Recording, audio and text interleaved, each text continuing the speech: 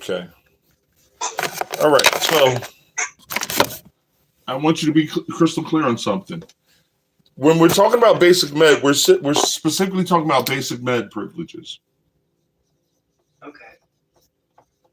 All right. So it's in its own category, basically. Yes, this is for, I would say, Part 61 operations. I'm sorry, Part 91 operations. Okay. When you are flying for compensation or higher, you're either flying under Part 135 or Part 121. If you're flying under Part 135 or Part 121, then you're going to need a pilot certificate,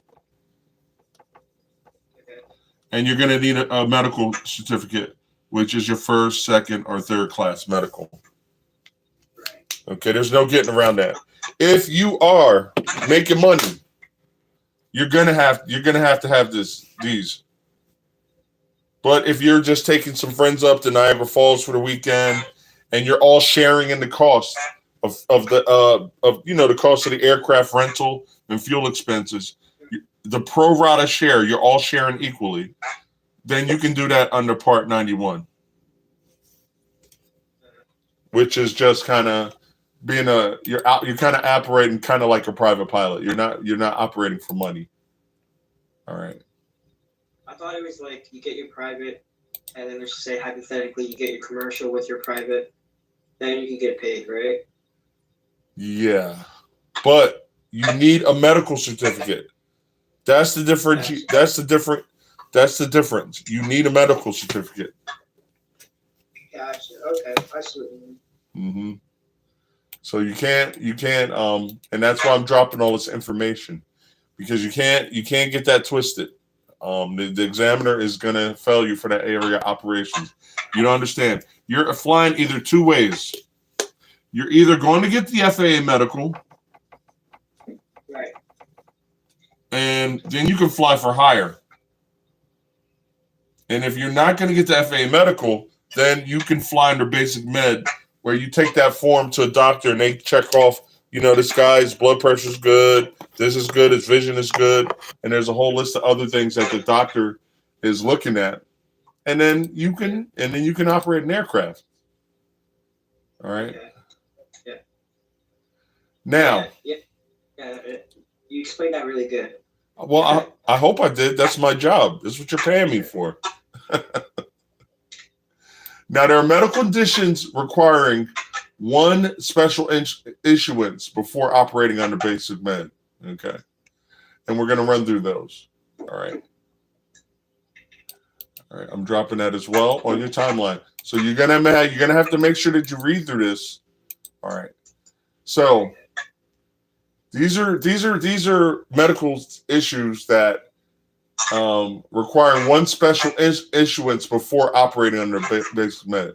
If you have a mental health disorder, limited to an established medical history or clinical diagnosis of a personality disorder that's severe enough to repeatedly manifest itself by overt acts, psychosis, has manifested delusions, hallucinations, grossly bizarre or disorganized behavior.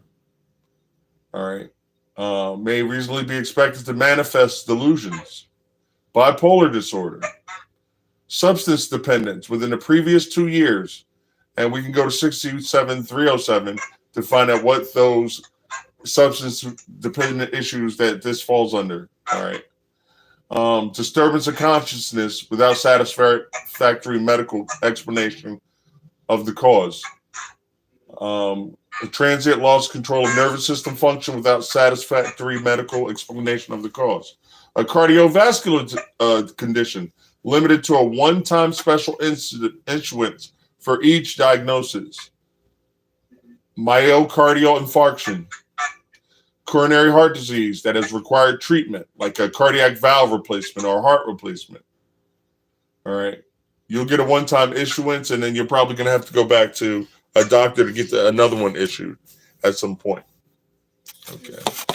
So the basic med is probably for people that they might not be in the best of health. Yeah, but they still want to fly. But they still want to fly, and they have to meet these requirements. Okay. All right. So that is everything concerning basic med. All right. Okay. That was pretty clear. All right. And I lay it right out for you. I'll lay it right out there for you.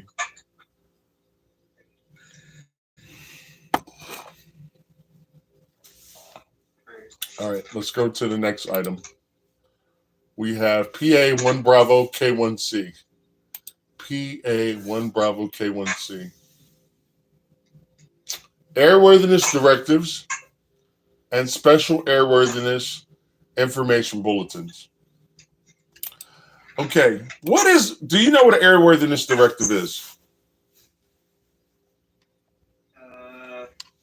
Give me a hint. Well, either you do or you don't. And if you don't, I'm going to explain it to you. So, All right, yeah. the designated examiner is not going to be giving you hints. He's going to be like, or she's going to be like, what's an airworthiness directive? And either you know what an airworthiness directive is or you don't. And I mean, that's fine. But even if we don't know immediately, we got to know where to find it. Right? Okay, so hold on one second. I have a whole schedule. All right, copy. All right, so please.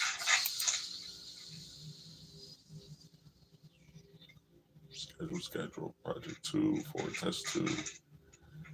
This 2-week schedule. There we go. And I'm going to open you anyway. All right, give me a second. We're going to talk about everything concerning airworthiness directives. All right. Where are you?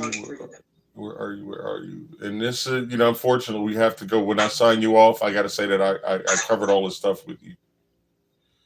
Yeah, no worries. All right, inspections, registration. All right.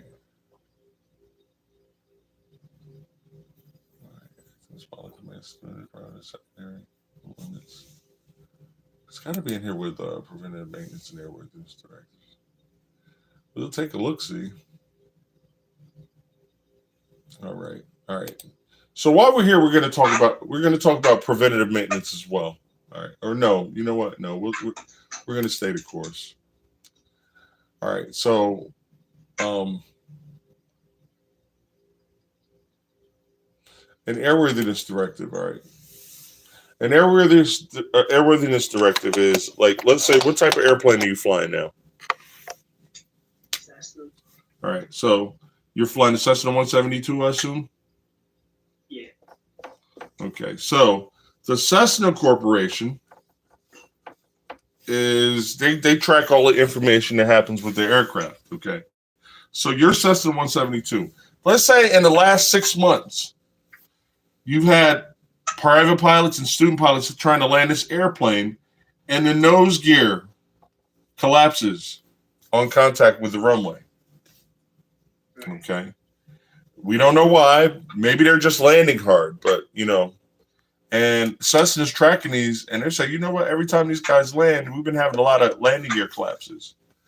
Well, Cessna's going to talk to the FAA and say, hey, man, we got this issue with the nose gear. And the FAA is going to issue an AD, or airworthiness directive. All right. And you have, remember Arrow, what's required with the aircraft. And that's the airworthiness certificate, right? All right. The airworthiness directive is no good if it's not complied with the airworthiness directive. Right. The aircraft that you rent and it's flying for compensation or hire, it needs an annual inspection. It also needs a 100-hour inspection. And even it's still no good if there's an airworthiness directive that comes out and you haven't complied with it. All right. So the FAA issues the airworthiness directive, to to address a safety problem. This landing gear, okay, and the AD can require an inspection, repair, replacement, or other action. It might be the tire. They might say, "Oh, you know what? This aircraft has tire 1121311 dash, I don't know, 120F. All right, this tire's got to come off, and you got to replace it with a new tire." So it's going to tell you what the issue is, and if inspection, repair, or replacement. Or maybe they might say, "You know what? Every 10 hours you got to check this tire, or you got to check the landing gear thoroughly." Or maybe it might have to be checked by FAA, like a mechanic every 10 hours or something like that. All right. It's just, they could just go anywhere with that. But it's got to be, if there's an AD out on your aircraft, you got to deal with it. All right. The AD can require inspection, repair, replacement, or other action. Sometimes it might be a one-time action, but the AD will explain what needs to be done. It's a legally enforceable regulation, and it must be complied with. And you got to record that you are doing this in the in the maintenance logbooks. All right. Yep. All right.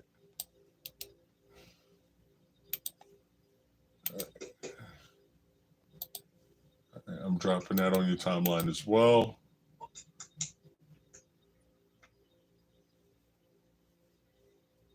I think I am. Come on, man. Nope, it's not. It's not playing nice. It's all right. I have my ways of getting you the information you need.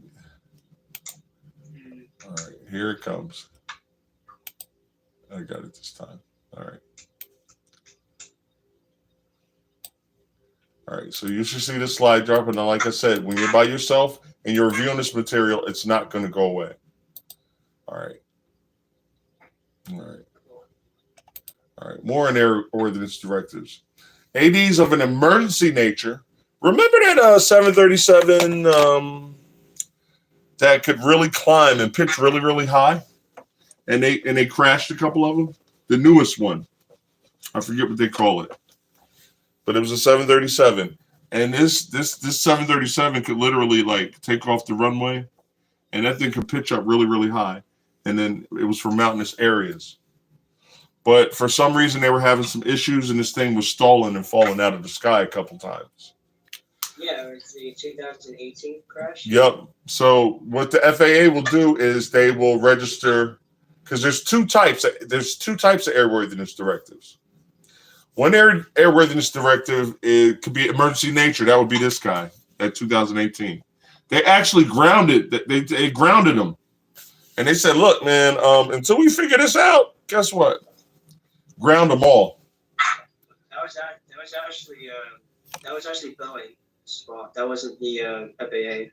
That was actually because the Boeing actually kept that right. Okay, I'm not saying it was the FAA's fault. What I'm saying is an airworthiness emergency AD is issued by the FAA if this particular aircraft is showing some signs of continuously crashing after takeoff.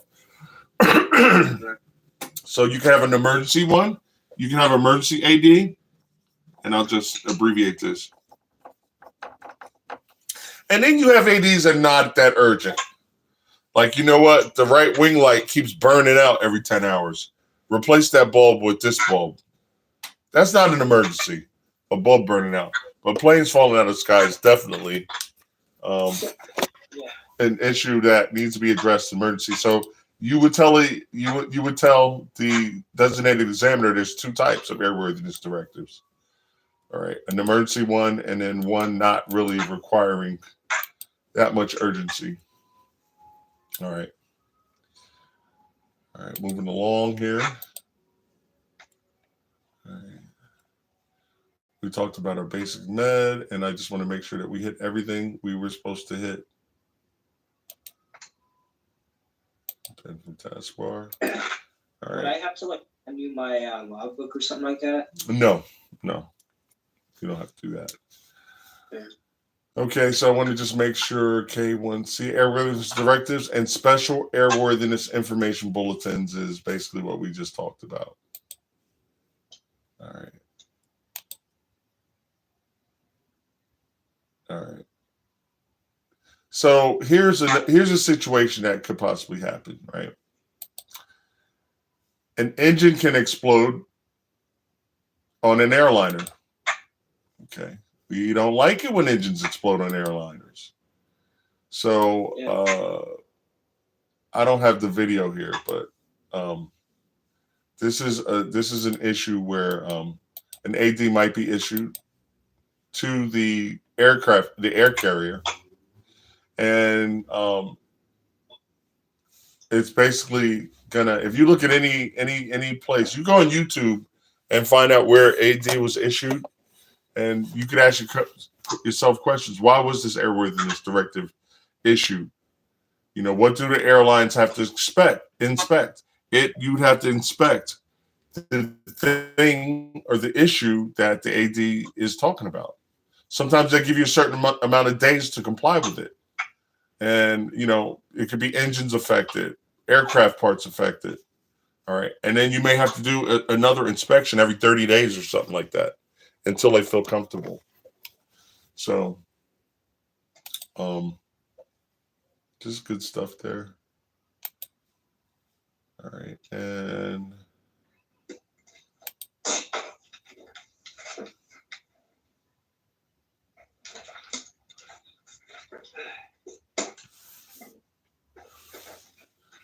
all right. So let's move on to the next issue. All right.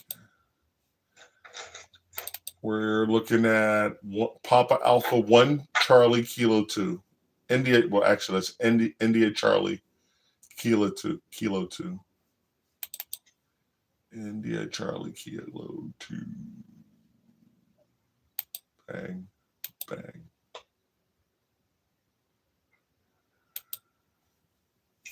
India Charlie Kilo 2. Acceptable weather products and resources required for pre-flight planning. All right. Now, we talked about what's required from a pilot and an airplane. There's something called pre-flight action. Right. All right. And what I use for myself, I use W Craft. KRAFT. Can you see my board? Cody? On the screen or the... Can you see my board? Right here. I'm waving at you. No, I can't see your camera. All right. You got to come out of the image. If you're in an image, you have to come out of it. There should be an X on the upper left or right. But you should see what I'm doing on the board here. And let me know when you see my hand waving at you.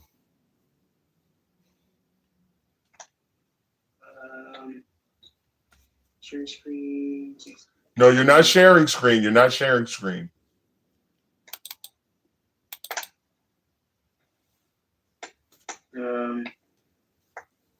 Yeah, maybe I should have done some research.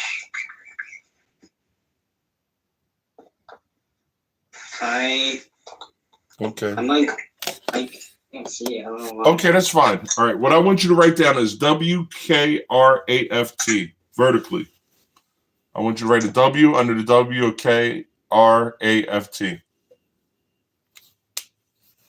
Let me know when you have that. And this is for pre-flight action. And up across the top, I'm going to write pre-flight action. This is what we as pilot in commands must check before we go flying. You said K, not C, right? K, yep. Craft with a K. All right. The first one is wings. Nope. Weather reports and forecasts. Oh, weather. I got you. Wings. Wings. No, don't say wings, please don't. I want you to write down WKRAFT. This is what we need to check. This is just a memory aid that I'm giving you. So when the examiner says, "Hey, well, what pre-flight action must you do as pilot in command?" In your brain, I want you to go to W craft. Okay. For pre-flight action. The W stands for weather reports and forecasts. Weather reports.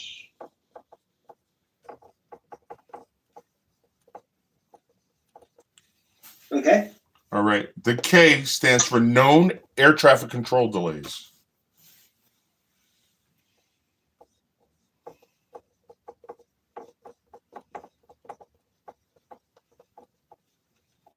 Okay. The R stands for runways of intended use. Is the airport I'm going to, does it have a 500-foot runway? Does it have a 300-foot runway? I know an airport that has a runway as wide as a driveway.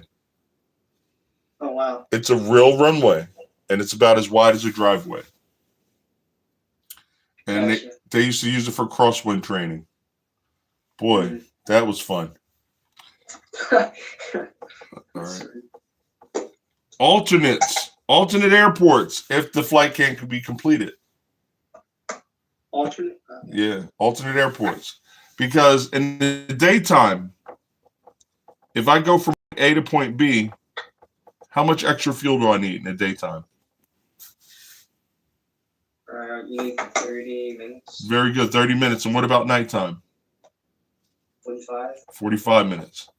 I have to be able to fly at normal cruising speed to my destination, and during the daytime, I'll have to be able to fly an extra 30 minutes. At nighttime, I have to be able to fly an extra 45 minutes. Why do they do this? Why are they just trying to be a pain in the butt?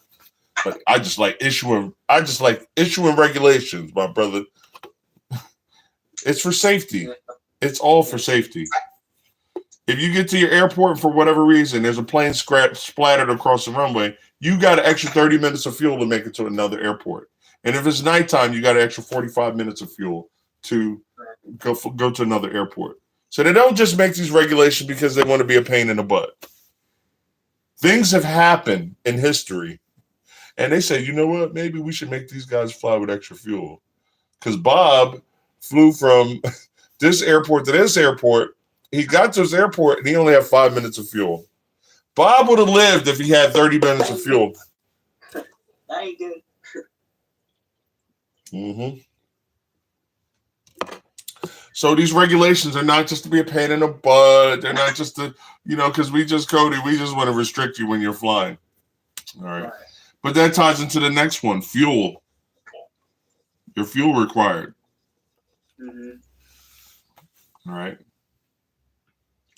And finally, your T, you should know your takeoff and landing distances. What messes with our takeoff and landing distances performance-wise? Pressure, altitude. Well, density altitude, actually. Sorry, density altitude. Because pressure altitude is the altitude that's indicated when you put 2992 in the Colesman window. Right. Density altitude is when the plane flies like it's higher or, when you compute density altitude, that's where the airplane is going to act like it's at. All right. So you got a really, really hot day. It's like 100 degrees Fahrenheit outside. You're going to fly like you're at a way higher altitude because the air molecules are going to spread apart like you have less atmospheric pressure. Right. That's thus needing more runway. Yes. Yep. Because your propeller's not going to take a strong enough bite. Your interaction with your air molecules and your wings are not going to be as strong. And it's just going to be a fun day. Unless you have a high-performance aircraft. All right. Just coming back, making sure I covered everything. Okay, so we got to talk about acceptable weather products. What kind of weather products helps me with this? Could you elaborate? What kind of weather products does the FAA offer that helps me with knowing my weather reports and forecasts? What are some? What are some things out there? Notums. Notums? All right. You ever hear of 1-800-WX brief? I have, yeah. Okay. When you call that number, who are you going to talk to? An ATC. No, you're not going to talk to ATC. Well, you could. It's impossible. I won't say it's impossible, but you're going to talk to a pilot weather briefer. Okay, I got you. Yeah, we did that before during our cross country. Okay, yeah, you need to talk to a pilot weather briefer because you're not just going around the corner. You're going somewhere far. So you dial 1-800-WX brief. You're going to get a pilot weather briefer. And he's going to say, he or she's going to ask, what's your tail number? Oh, I'm November 31 Sierra Delta. So this is logged. This is logged that you called. Because down the road, if you have some type of issue, hey, they're gonna. Did you call a pilot weather briefer? Why did you fly to this airport? And this airport is IFR. Did you call WX 1-800-WX brief? Did you talk to a pilot weather briefer? Because they would have given you some information. All right. They would have given you stuff like ATIS. Current ATIS. What is ATIS? The ATIS tells you what the weather is. Yeah, it tells you what's going on. It tells you about the weather conditions and any issues that are going on at the airport. Yeah. ATIS information Alpha 1453 Zulu. Winds are 350 10 knots. Departing and arriving and departing runway 35. Runway 10 is closed for construction. Deer on field. We get a lot of that out here. Use caution, deer on field. It's advising the pilots. This if you don't do this, man, it's just like you're really taking your chances. And we don't want to do that. We want to be good pilots that don't hurt airplanes, right?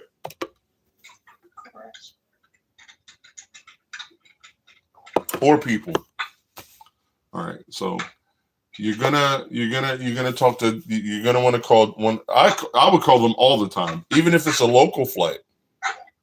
It does not hurt to get a second opinion, and that's what these pilot weather briefers are there for. They're there to help you. To make that no-go decision. Because when I was an instructor full-time, I would already know what the weather's doing. And maybe from point A to point B, there's some low visibility conditions. And I'll ask the student, based on your briefing, would you fly? And some of them would be like, yeah, I would still fly. And I'd be like, and that would be bad. So that's what our job is as instructors, to teach you guys to make a healthy no-go or no-go decision. You know what, Kieno? If I was with you, I would do the flight, but I wouldn't do it by myself. Sometimes you get that reaction. Why would they do it with me? Because I have an IFR certificate, multi-engine, all this stuff. I know what to do if the visibility drops. I can file an IFR flight plan and keep going. So that is the perfect response from your student when they go and say, hey, go pre-flight and then check weather. Or I would say check weather first and then pre-flight, because if the weather's no good, there's no use of pre-flighting. All right. If between point A and point B, we got 1 mile clear clouds, 1 statute miles visibility, and you can barely keep clear clouds. We can't fly VFR like that. And if you're working on your private pilot certificate, you're only going to be flying VFR. You're not going to be flying IFR until you get your instrument rating. All right. So, like, if my student came back and said, you know what, Kieno, I would not go on this trip by myself. But if I had a higher rated pilot with me with an instrument rating, yeah, we could punch right through that and get to point B.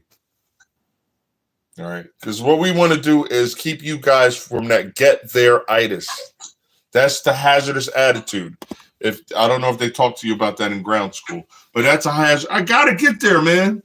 I gotta get there, man. I'm pre-flighting the plane now, man. We gotta go. The visibility is dropping. Don't do it. Don't do it. You're gonna find yourself in a bad position. You know. So we got ATIS. We got ASOS. What is ASOS? The Airport Surface Observation System. We got AWOS. We got all this stuff available to us. These are weather products. You have 1-800-WX-BRIEF, which is a pilot weather briefer. That is another weather product. Okay, you got METARs. Do you know what a METAR is? Yeah, it just breaks down just basically breaks down what's happening at the airport. Yeah, it's basically ATIS. Yeah, basically, yeah. Yeah. What about ForeFlight? ForeFlight okay? I am not that familiar with that. I'm an old dog. I use the old technology that works still. Gotcha. Yeah, I'm not that familiar with ForeFlight, so I'm not gonna give you. I'm never gonna bullshit you and be like, oh yeah, man, I definitely use ForeFlight. No, I don't know it enough. I'd rather talk to a pilot weather briefer. I can interpret METARs, area forecasts, winds aloft charts. I can do that on my own. I can go to the NOAA website and I do it, and I'll get a pilot weather briefer to back up what I'm thinking. But a lot of all this stuff that you have, I'm sure it's legal if your instructor is telling you to do it. But I'm old school. I look at my own charts, interpret them for myself. And if you're going to be a professional pilot, or you're planning to be a professional pilot, you need to look at these charts on your own. Your METAR, your area forecast, your winds aloft. All right, your weather prognostic charts.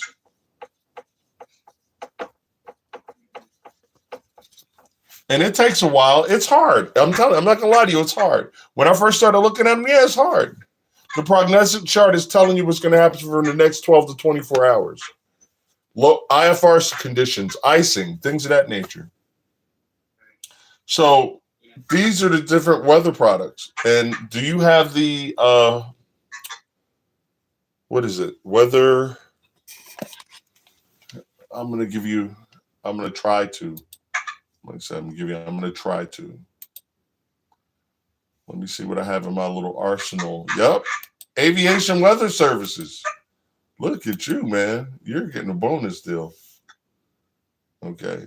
It's uploading now, but this will give you all the aviation weather products. And we're going to come back and visit this. Don't think, oh, we're just going to talk about it now, and then Kieno's not going to say nothing else about this.